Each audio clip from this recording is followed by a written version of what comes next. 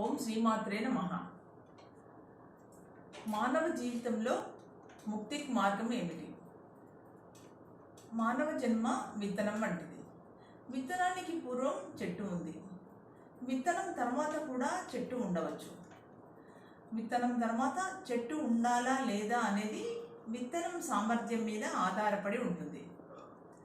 విత్తనానికి మొలకెత్తే గుణం ఉంటే అది మొక్కగా మారి పెద్ద వృక్షంగా అవుతుంది. మళ్ళీ విత్తనాలు పుట్టి మళ్ళీ చెట్లు, ఇలా విత్తనం చెట్టు తిరుగుతూ ఉంటాయి. మన జన్మలు కూడా ఇంతే.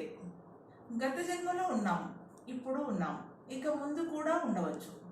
ఇక ముందు జన్మ ఉండాలా లేదా అనేది నేటి మన సాధన మీద ఆధారపడి ఉంటుంది. విత్తనానికి మొలకెత్తే గుణం ఉన్నట్లయితే అది మొలకెత్తుతుంది. విత్తనానికి మొలకెత్తే గుణం లేనట్లయితే ఎంత మట్టి పోసినా ఎన్ని నీళ్లు పోసినా అది మొలకెత్తదు.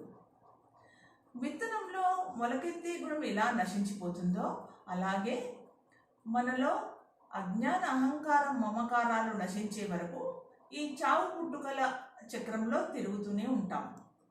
ఎప్పుడైతే ఇవి పూర్తిగా నశించిపోతాయో అప్పుడు సహజంగానే పునర్జన్మ నుండి విముక్తం అవుతాం. అయితే వీటిని వదలడం అంత సులభమైన పని కాదు, అలా అని కష్టం కూడా కాదు.